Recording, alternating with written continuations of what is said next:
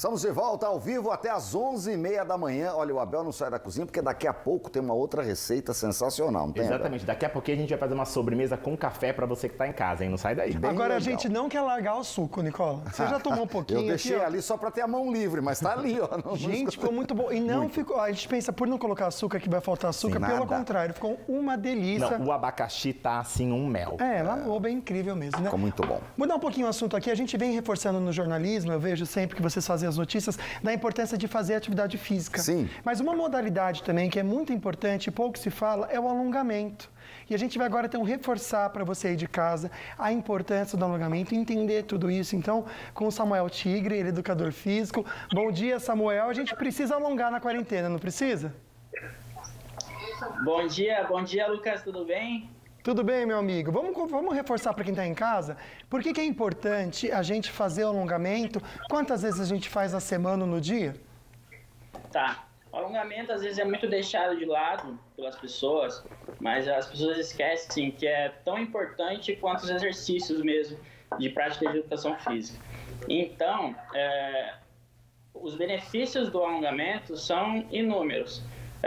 Por exemplo, quando a gente vai acordar, se a gente se alonga, se a gente faz uma prática rápida de alongamento, alivia as tensões musculares, previne lesões durante o dia, né? A gente vai preparar o músculo para o estresse do dia. Então, os benefícios são enormes.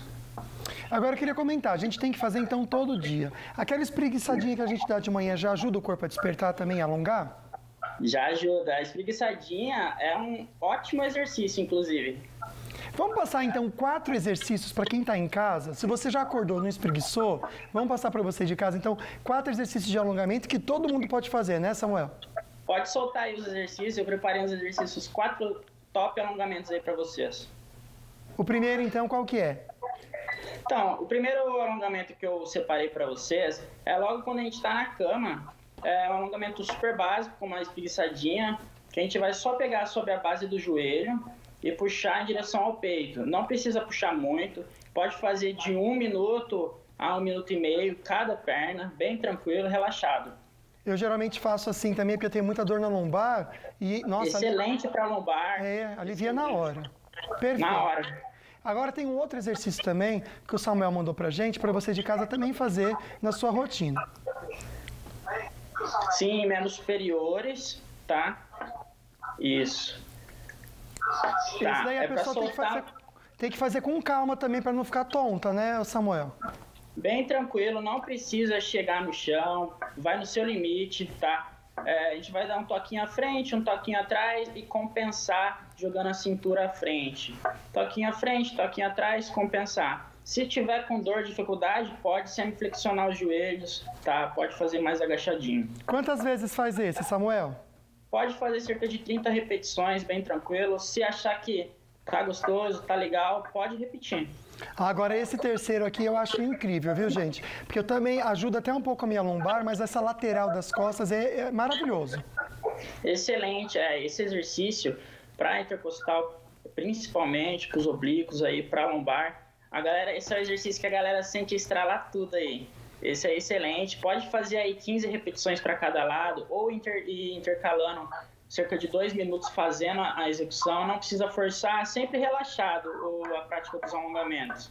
Perfeito. Agora esse último exercício, eu na verdade confesso que eu nunca fiz, viu, Samuel? Ele é pro ombro? Sobre uma base, por isso que eu coloquei ele. Ele a gente vai fazer ombro? uma base e sobre essa base a gente vai soltar o peso do nosso corpo, do tronco, sobre essa base do joelho e revezando o lateral do ombro, tá? A gente vai só jogando peso devagar. Esse é excelente para poupar as câimbras diárias aí. Perfeito, muito bacana. Samuel, sabe uma dúvida que veio comigo aqui agora? A gente pensa que alongamento é só para ativar o corpo. Realmente, quando a gente faz alongamento, a gente sente o nosso corpo vivo, né? Mas a gente tem que fazer ele fora também de um pré-aquecimento para a atividade física. Ele realmente tem que fazer parte da rotina, não é? Sim, ele tem que fazer parte da rotina, até pela sua disposição. Às vezes a pessoa acorda sem motivação, sem disposição. Por isso que a gente tem que fazer sempre ao acordar, na hora de dormir, porque ele alivia as tensões musculares, né? Na hora de dormir, às vezes a pessoa não consegue dormir, mas está com o corpo tenso, não sabe por quê. Se faz a prática de um alongamento, vai aliviar as tensões musculares, o corpo vai relaxar, vai conseguir dormir. Às vezes a pessoa está acostumada a ficar tomando relaxante muscular, para com esse vício que é péssimo, o alongamento pode te ajudar. Samuel, eu quero agradecer muito a você por dar essa dica pra gente aqui. Valeu mesmo, viu? Obrigado. Um bom dia para você. E olha, uma vez eu aprendi que músculo forte é um músculo alongado. Às vezes você vê aqueles caras da academia tudo bombadão.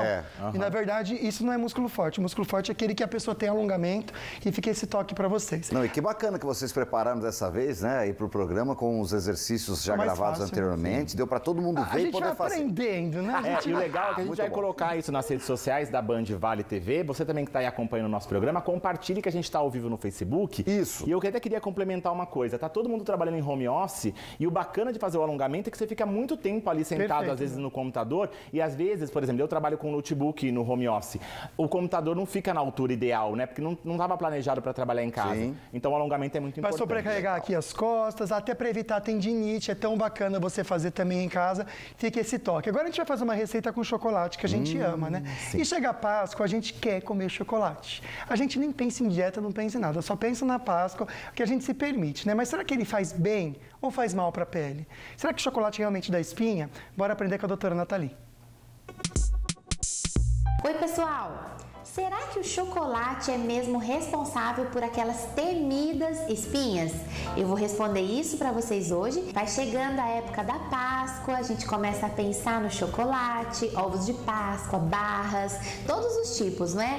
E aí vem aquela pergunta, será que o chocolate ele causa espinha? Ou será que ele pode piorar o quadro? Então, eu vou explicar para vocês que, na verdade, todos os alimentos, não só o chocolate, todos os alimentos que causam uma elevação, ou seja, um pico de glicose no sangue, são alimentos que a gente chama de alto índice glicêmico, todos eles têm uma tendência a piorar o quadro da acne. Isso acontece porque quando a gente tem muito açúcar correndo no sangue, nós temos também um outro hormônio agindo, chamado insulina, que é responsável justamente por fazer o contrário, por tirar uma quantidade do sangue diretamente para as células, e esse hormônio, ele também tem uma função de aumentar a produção do sebo. O chocolate é considerado um alimento com alto índice glicêmico, mas o que significa isso?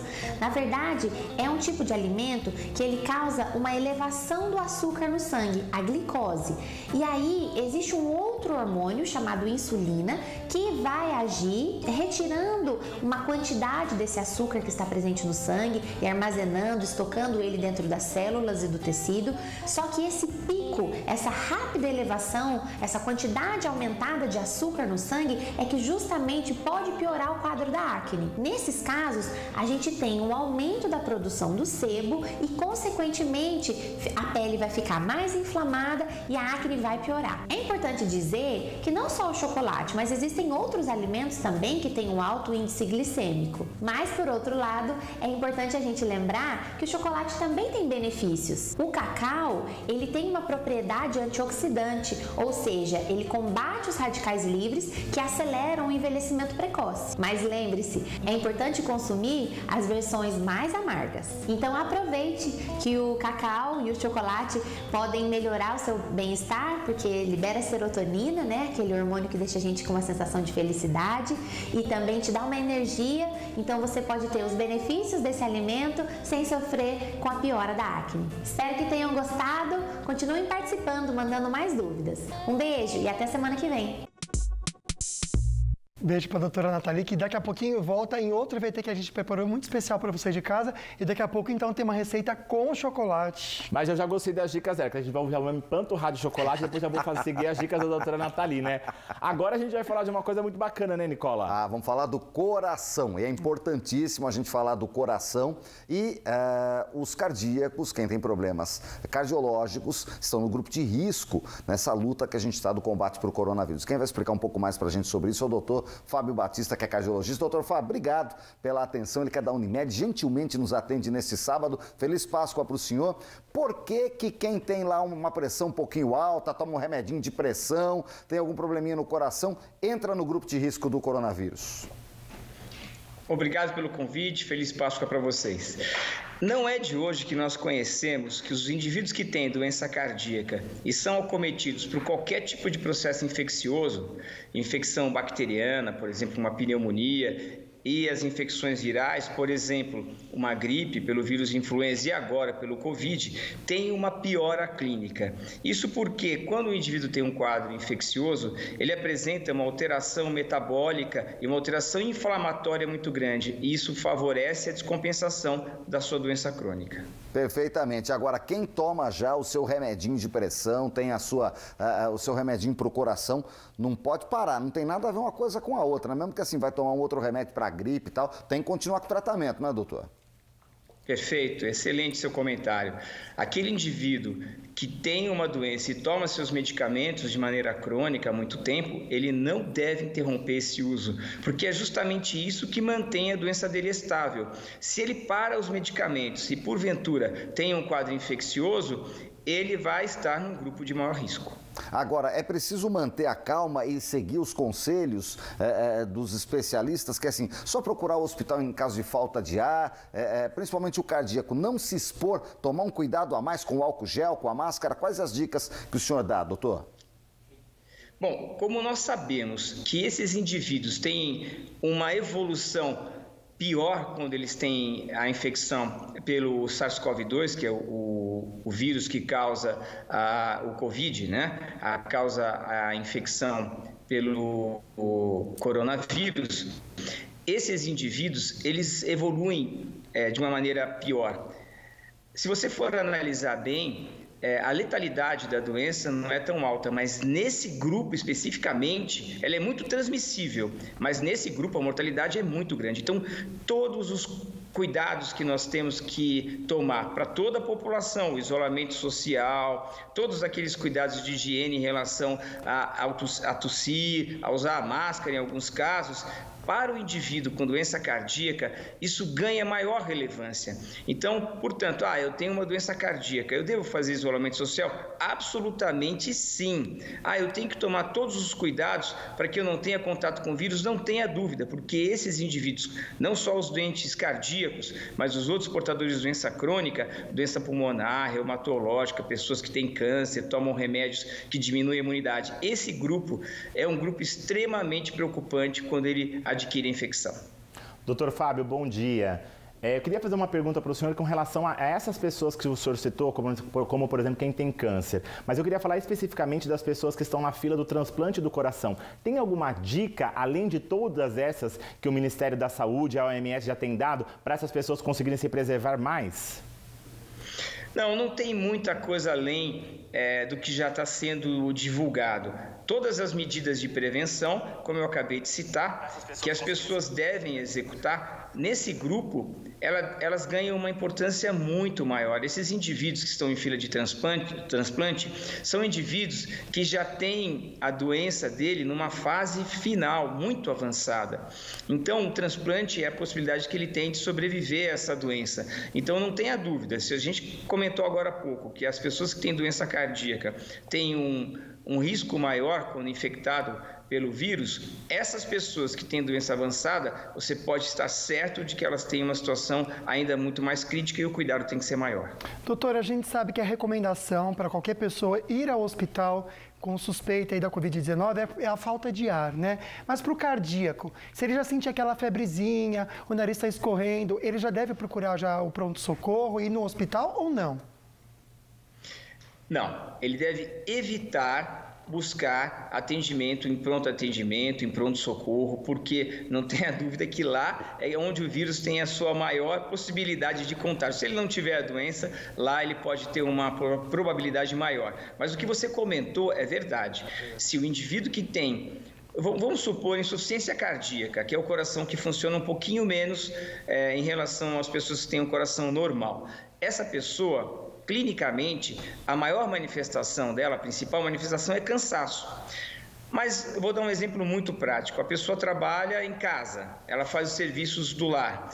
Essa pessoa que normalmente sente cansaço ao subir escada, se ela notar que esse cansaço se tornou mais intenso, eu tinha que fazer a faxina da minha casa para ficar cansado. Nossa, mas agora eu dou 10 passos, vou até o banheiro e me sinto muito cansado. Esse é um sinal de gravidade. Esse caso, não tenha dúvida, procure o pronto-socorro, pronto atendimento. Okay. E é claro, se você tiver contato com o seu médico, ligue para o seu médico que ele vai poder te ajudar. Bacana. Fábio Batista, cardiologista da Unimed, gentilmente nos atendeu nesse sabadão, feriado prolongado. Feliz Páscoa, doutor. Muito obrigado. Até uma próxima oportunidade. Feliz Páscoa, obrigado pelo convite e tudo de bom para vocês. Obrigado. Muito obrigado. Lucas? Nesse tempo de quarentena, muitas vezes a gente fica assim, o que eu vou fazer aqui em casa? Que tal você se planejar para conquistar aquilo que você deseja? A doutora Sara Lambert vai explicar para a gente como a gente pode criar alvos e expectativas para não serem frustradas. Bora aprender então a nutrição integrativa com a doutora Sara Lambert. Olá, eu sou a doutora Sara Lambert, nutricionista integrativa, e hoje vim falar com você sobre metas, como ter sucesso e alcançar as suas metas. São 5 perguntas simples, práticas, que você pode anotar e seguir esse passo a passo no seu dia a dia. A primeira, seja específico, defina qual é a sua meta. A minha meta é emagrecer. Emagrecer quanto? 10 quilos? 5 quilos? 30 quilos? Porque senão, a sensação que você chega em um lugar e não tá bom, aí você quer chegar em outro, e de repente você não está chegando em lugar nenhum. A segunda pergunta é: isso é realmente atingível? Eu já estive aonde eu quero chegar? É viável para mim? Você cabe nessa meta? Isso é um ponto muito importante também, porque o terceiro é o tempo. Quanto tempo você precisa para chegar na meta? Por exemplo, se nós fôssemos fazer uma viagem, eu te convido para ir até a Grécia comigo e nós vamos de navio. Saindo do Brasil até a Grécia são 14 dias de navio. Mas nós vamos passar por Fernando de Noronha. Vale a pena essa parada? Você que tem que decidir, porque de repente pequenas pausas para chegar à sua meta final vale muito a pena, porque ela te dá fôlego, te dá ânimo. E a quarta dica é a relevância pela qual você construiu a sua meta. Ou seja, o seu porquê. Se eu só pudesse te dar uma dica hoje, seria essa. Qual o seu porquê? O que te move? O que tem dentro de você que faz com que você chegue na sua meta e nada vai te parar? E a última, a comemoração. Como vai ser quando você chegar lá? Como você vai comemorar? Quem vai estar do seu lado? Quais são as pessoas? Eu tenho certeza que usando essas 5 dicas, você vai conquistar um passo a passo, estruturado, importante, que vai te dar uma sensação de sucesso garantido. Bom, eu espero que vocês tenham gostado dessas dicas, que você coloque em prática e nós nos vemos em breve. Até a próxima!